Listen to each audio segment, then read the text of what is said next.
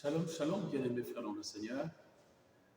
Nous revenons aujourd'hui en 2025 pour notre émission hebdomadaire autour duquel nous répondons aux questions du bien-aimé frère dans le Seigneur à travers le monde.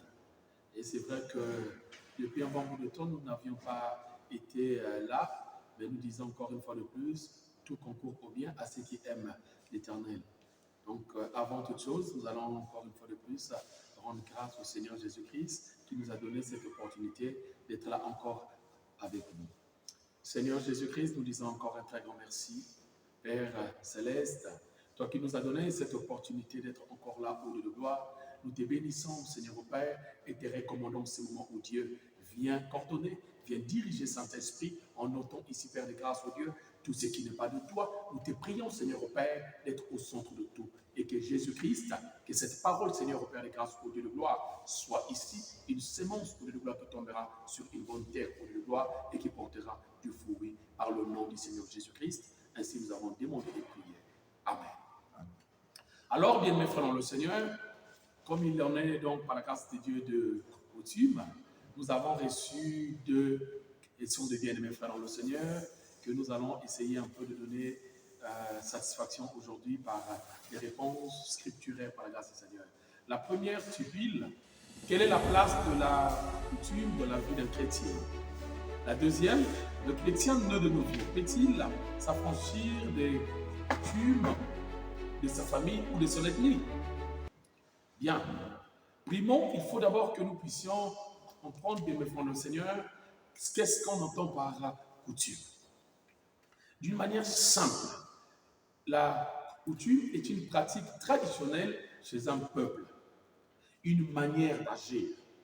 Il nous suffira tout simplement de regarder dans le livre de 1 roi, 18, le verset 28, ou encore le livre de 2 rois, 17, le verset 33 et le verset 40. Pour essayer, bien maintenant, le Seigneur, de se placer là-dessus, c'est quoi les coutumes? Quelle est la place de la coutume dans la vie d'un chrétien? Nous devons savoir, tout ce qui est de la coutume ne sont pas des éléments à jeter ou à rejeter. Il y a des choses auxquelles nous devons prendre, il y a des choses auxquelles nous devons mettre de côté. Il y a un adage très simple qui nous dit, quand nous mangeons de l'arachide dans notre bouche et qu'il y a un grain qui est abîmé, nous ne devons pas jeter tous les grains. Ça veut dire il faut faire le tri de ce qui est bien et de ce qui n'est pas bien. Allons là-dessus directement. Nous voyons que le Seigneur, notre Dieu, l'Éternel, il avait besoin d'un peuple. Alors, il savait qu'à travers d'une seule femme, il ne devait pas atteindre son objectif. Qu'est-ce qu'il va faire? Il va rentrer dans ce que l'on appelle la volonté permissive et trouver quel était le point dans le coutume de son peuple. Il trouva que, à cet instant-là, en ce temps-là plutôt, on ne pouvait pas marier la petite sœur si la grande sœur n'est pas encore mariée. Donc, il fallait d'abord que la grande sœur soit mariée et après, la petite sœur aussi devait être mariée. D'où Jacob, qui arrivant chez Laban, avait aimé Rachel, voulait épouser Rachel, mais Laban va lui donner Léa en premier. Il va lui dire, tu travailleras encore 7 années de plus pour avoir Rachel. Mais vous allez voir ici, c'était la volonté de Dieu. Ça veut dire qu'il avait trouvé ce point-là comme étant un moyen lui permettant d'atteindre son but. Ça veut dire que c'est un élément que Dieu trouva dans la coutume qui n'était pas à rejeter, mais qu'il pouvait exploiter. La même chose, bien mes frères, le Seigneur. Nous voyons quand Jésus-Christ va mourir à la croix. Qu'est-ce qu'on va faire? La Bible déclare, il fut enseveli selon les coutumes juives de l'époque.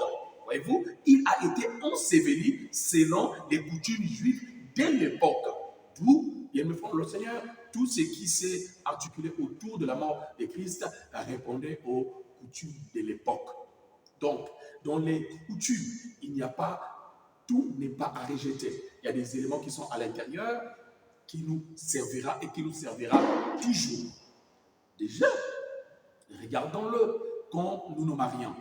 On dit quoi? C'est un mariage coutumier. Dans le mariage coutumier, nous avons des éléments traditionnels qui sont à l'intérieur. Toutefois qu'un homme, la dot vient de Dieu, mais les composants de la dot vient par rapport à la coutume du milieu auquel tu vas prendre ton épouse.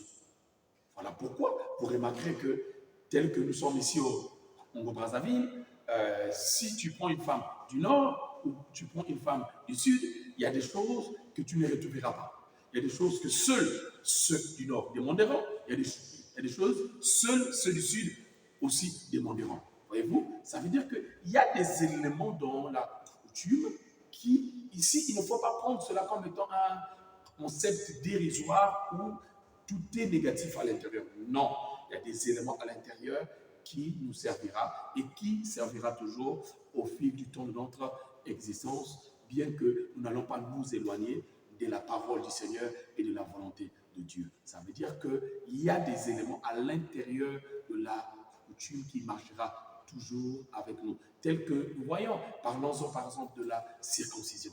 La circoncision, elle fait partie de la coutume juive. Mais aujourd'hui, même toi et moi, nous pratiquons la circoncision. Alors que la Bible dit ici, Dieu, dans la nouvelle alliance, il ne parle pas de la circoncision charnelle, mais il parle de la circoncision spirituelle, la circoncision du cœur. Or, nous savons que la circoncision du cœur vient au moyen du Saint-Esprit, conduisant à la nouvelle naissance. Voyez-vous? Mais pourtant, la circoncision fait partie d'une coutume juive. Voyez-vous? Donc, il suffit tout simplement d'observer et de regarder qu'il y a des éléments qui seront toujours là, bien droits, et qui ne nous éloignera pas de la volonté parfaite du Seigneur, qui nous restera toujours dans la volonté de Dieu. Maintenant, là où c'est dangereux, nous rejoignons donc ici la deuxième question qui nous dit, le chrétien né de nouveau peut-il s'affranchir des coutumes de sa famille? Je dirais oui, et je dirais aussi non. Je m'explique. Pourquoi je dis oui? Parce que tel que par exemple, il y a des coutumes où il faut sacrifier, il y a des coutumes où il faut verser du sang dans certains rites, dans certaines pratiques. Là-dessus, non. Non et non et non et non. Pourquoi? Parce qu'il n'y a qu'un seul sacrifice qui a été donné parfaitement pour nous, auquel le sang a été versé, qui nous a rachetés, c'est le corps du Seigneur Jésus-Christ. À cet instant-là, chaque pratique coutumière qui te mènera à pouvoir verser du sang, à pouvoir faire des pratiques qui n'honorent pas la volonté de Dieu, la volonté parfaite. Parce qu'ici, nous devons retenir une chose. Nous sommes partis de l'Église pour être l'épouse. L'épouse ne vit pas selon la volonté permissive de Dieu, mais l'épouse vit selon la volonté parfaite de Dieu. Ça veut dire, il doit être dans la parole de son temps et marcher dignement selon ce qui est écrit, non selon l'interprétation des hommes, mais selon l'interprétation parfaite de Dieu lui-même. Car aucun homme n'a le pouvoir d'interpréter la parole de Dieu. Seul Dieu interprète sa parole. Voilà pourquoi Dieu nous ramène toujours à être comme les chrétiens des Bérets, que tout ce que l'on nous dira, que nous regardons dans les Écritures, si cela est scripturel. Donc là-dessus, je dirais encore, par la grâce de Dieu, il y a des pratiques auxquelles il faut s'en éloigner. Il faut s'en éloigner à des kilomètres, laisser ça à des kilomètres.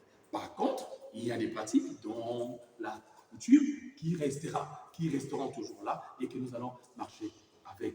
Tout à l'heure, je viens de parler de la dot. Quand on va aller se marier, on va nous demander les éléments de la dot. Les éléments de la dot font partie de la coutume de chaque milieu. Ça veut dire que si tu te lèves pour te marier, on te demandera cela. Si j'ai dit, dans la définition, nous avons dit que c'est une manière d'agir d'un peuple. Une manière d'agir d'un peuple. Donc, cette manière-là d'agir devient coutumière. Et vous savez que même à l'église, ce que nous faisons, puisque nous le faisons toutefois, nous le faisons à chaque fois, ça devient comme quelque chose de coutumière. Donc voilà pourquoi ici, nous devons savoir qu'en tant que chrétien, il y a des éléments de la coutume qu'on doit bannir, mais il y a des éléments à l'intérieur qui resteront, qui marcheront toujours avec nous, tant que l'Éternel, par sa grâce, nous donnera le souffle de vie et que nous appartenons à des familles à gauche et à droite. Vous voyez, par exemple, lorsque nous perdons un membre de la famille, nous arrivons, il y a toujours une manière qu'on arrange les problèmes. Si tu viens à ta manière, à toi de vouloir arranger ces problèmes, ça ne partira jamais. Mais il faut venir dans cette manière, mais en traçant des limites. Là, je peux aller, là, je ne peux pas aller. Donc, à l'intérieur, tu traces un œuvre par rapport à la manière pour que nous puissions faire. Voilà pourquoi vous remarquerez, lorsque on va donner la dot, on nous dit toujours quoi? Il nous faut un zonzi. Mais le zonzi vient d'où? Le zonzi vient de la coutume. Mais ce n'est pas quelque chose de négatif, c'est quelque chose de positif. Le zonzi te représente, il parle, c'est ce que nous voyons comme, au tribunal, un avocat. Mais pourtant, c'est coutume. Donc, il y a des éléments qui sont positifs, il y a des éléments qui sont négatifs, qui sont à bannir complètement. Donc, là-dessus, nous avons, par la grâce du Seigneur, répondu d'une manière succincte. Je sais que le temps nous est un peu imparti pour aller plus loin que possible, mais nous laissons libre cours à tout celui qui posera toujours des questions par rapport à la réponse que nous avons apportée par la grâce du Seigneur. Que le Dieu de grâce, le Dieu puissant, qui nous a permis encore une fois de plus de rentrer dans cette nouvelle année 2025, puisse vous bénir, puisse vous remplir encore de grâce et que vous marchiez dignement sur sa grâce, sur sa parole, que vous ne fléchissez point, car le monde ne fait que s'assembler. Souvenez-vous de la pyramide. Plus elle monte, plus elle est en train de rétrécir. Ça veut dire qu'à la base, nous étions nombreux, mais plus on est en train de monter, plus il y a moins de chrétiens. Toi qui te dis servir Dieu, sois un chrétien modèle, sois un chrétien digne. Que Dieu vous bénisse. Shalom, nous allons rendre grâce au Seigneur. Seigneur, nous te disons merci pour ce temps merveilleux et glorieux que tu nous as accordé, Saint-Esprit. Et que s'il y avait des personnes dont la foi était en train de fléchir au Dieu, nous te prions de renforcer leur foi, nous te prions de les remplir encore davantage de gloire. Et s'il y avait des personnes qui sont malades, nous te prions de les guérir, Seigneur de gloire. Et si partout où sont tes enfants, Seigneur, à travers le monde, nous te prions, au Dieu de gloire, de les toucher, de les remplir encore, Saint-Esprit, au Dieu de gloire, tel que ce qui se déroule en ce moment même aux États-Unis, ces feux qui sont en train de dévaster la ville de Los Angeles. Nous te prions, Seigneur, je sais que parmi eux, il y a tes enfants, Seigneur, au Dieu de gloire. Que ta grâce, au Dieu de gloire, puisse les réconforter, puisse les consolider en te servant encore davantage. Soyez bénis, soyez remplis de la grâce du Seigneur, au nom de Jésus-Christ. Amen. Shalom.